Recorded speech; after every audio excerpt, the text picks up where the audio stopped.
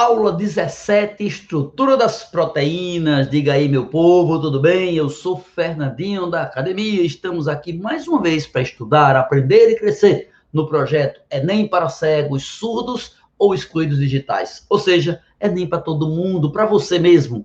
São 400 aulas com formato adaptado para você, o mais vulnerável em termos de educação. Tudo de graça e multiplataforma. Para entender bem o nosso projeto, por favor, vá ao YouTube com este vídeo e assista na legenda, na descrição deste vídeo aqui embaixo.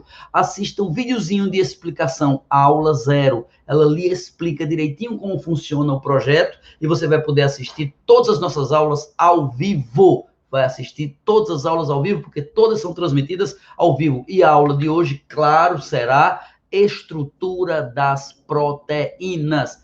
Estrutura das proteínas é o tema da nossa aula de hoje. Então vamos embora, vamos lá começar a estrutura das proteínas. A gente já estudou aminoácidos, moléculas pequeninas, formada por uma parte amina, NH2, e uma parte ácido, carboxilo, COOH, 2 aulas atrás. A gente estudou que esses aminoácidos se ligam através de ligações especiais que têm 3 características importantes. A primeira, o nome delas, ligação peptídica. Porque se eu estivesse ligando, por exemplo, 2 glicoses, 2 açúcares, a ligação era glicosídica, mas agora é peptídica. Segundo, é uma ligação desidratante. Quando se juntam aminoácidos, sai água. E o nome disso é síntese por desidratação. É o contrário, é o oposto da hidrólise. Hidrólise é quando eu vou quebrar uma ligação que, quando foi feita, liberou água. Se quando para fazer liberou água, para quebrar, vai precisar de água. É a hidrólise. A maior parte dos alimentos da gente vai sofrer hidrólise. A digestão humana é hidrolisar alimentos, é quebrar moléculas, é quebrar ligações, como as ligações peptídicas. Então, os aminoácidos se unem através de ligações peptídicas. O nome da ligação. Que sai água, característica da ligação. Que acontece da parte amina de um para a parte ácida do outro, é a terceira característica, ok? E os aminoácidos se unem, se ligam. Imagine agora um monte de pessoas. Vamos imaginar crianças. 100, 200, 300 crianças em pé, de mãos dadas, ok? Todas olhando para frente, aquela filinha de crianças. Se cada criança fosse um aminoácido, aquelas 500 crianças seriam uma proteína. Então, as proteínas têm centenas ou até milhares de aminoácidos. Só que aí fica uma dúvida. E elas ficam assim bem arrumadinhas, enfileiradas. Eu te pergunto, criança fica quieta? Não. Pois imagine essas crianças de mãos dadas, ao invés de ficarem toda quietinha, uma fica acocorada, uma fica de perna para cima, uma fica toda troncha para a direita, para a esquerda, uma levanta um braço. As moléculas são assim.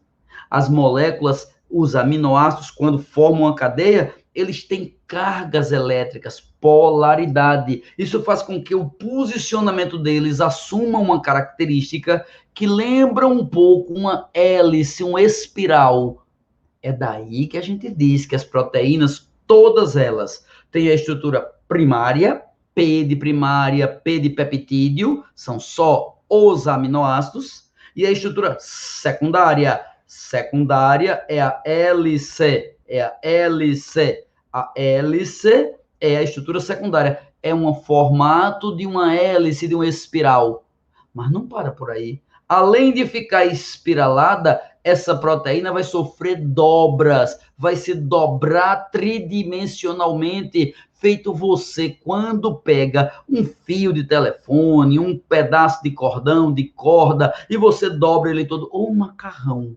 Um macarrão é um fiapo. Se eu enrolá-lo como uma trança, ele vira uma espiral. E se eu dobrá-lo para colocar na boca, aí fica numa estrutura tridimensional. Tridimensional é a estrutura terciária. Importante lembrar disso. As proteínas têm a estrutura primária, todas têm que ter sequência de aminoácidos ligados por ligações peptídicas. Tem a estrutura secundária, é a hélice, em forma de uma hélice, em forma de uma espiral. E tem a terciária, é a dobra tridimensional. Essa estrutura terciária é a mais importante, porque é ela quem determina a função das proteínas. As proteínas atuam por causa da sua forma. Ter um formato tal é suficiente para que ela tenha função tal. Quem faz uma proteína atuar é o formato que ela assume, é a estrutura terciária. Então, as proteínas precisam ter estrutura primária, secundária e terciária. E é fácil imaginar. Mas espera aí, tem alguma coisa que pode alterar essas estruturas? Tem.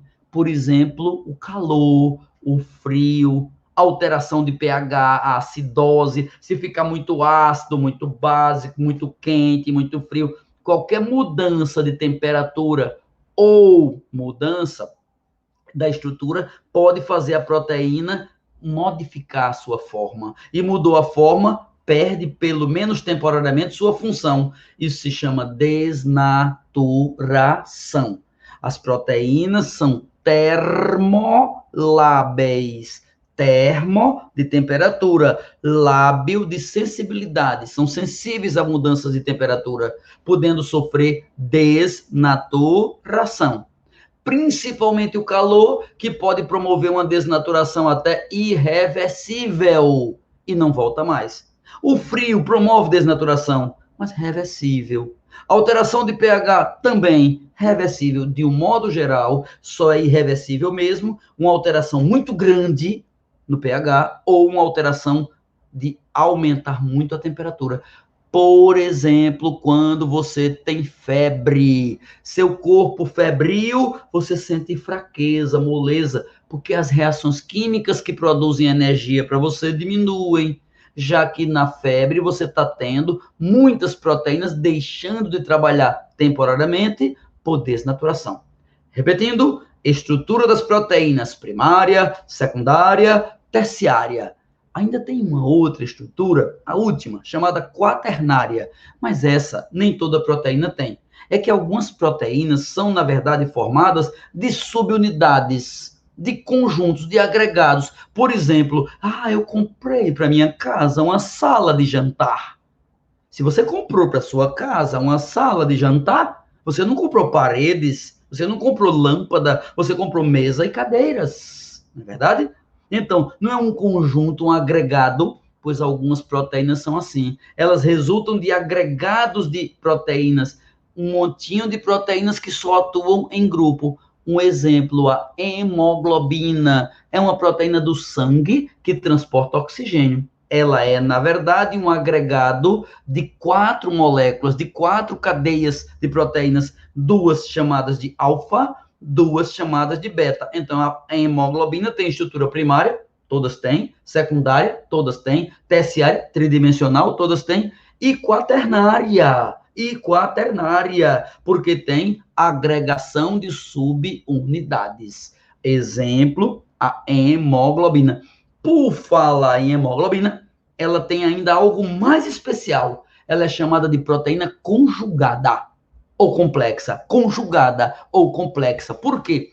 Porque além dos aminoácidos que toda proteína tem, a hemoglobina tem uma parte não aminoácido, uma parte não proteica, que é formada pelo ferro e umas estruturas agregadas a ele. Então, a parte não proteica se chama grupo prostético, não proteico, ela agrega-se aos aminoácidos da hemoglobina e justamente o tal ferro é quem vai servir para transportar o oxigênio no nosso sangue para a gente viver.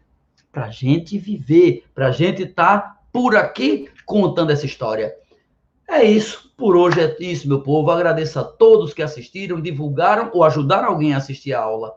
Ela é apenas uma das 400 aulas, porque nós teremos todas 400 até o Enem, antes do Enem. Inscreva-se, por favor, em nossos canais, no Instagram e no YouTube. Lembrando, no YouTube é só clicar na telinha vermelhinha que tem lá escrito inscreva-se. Clica e automaticamente você faz parte da nossa comunidade. E aí você ativa o sininho para receber as mensagens, pois todas as nossas aulas são ao vivo. Todas as nossas aulas acontecem como esta, ao vivo, e você pode assistir na hora em que ela está acontecendo. Um abraço, muito obrigado.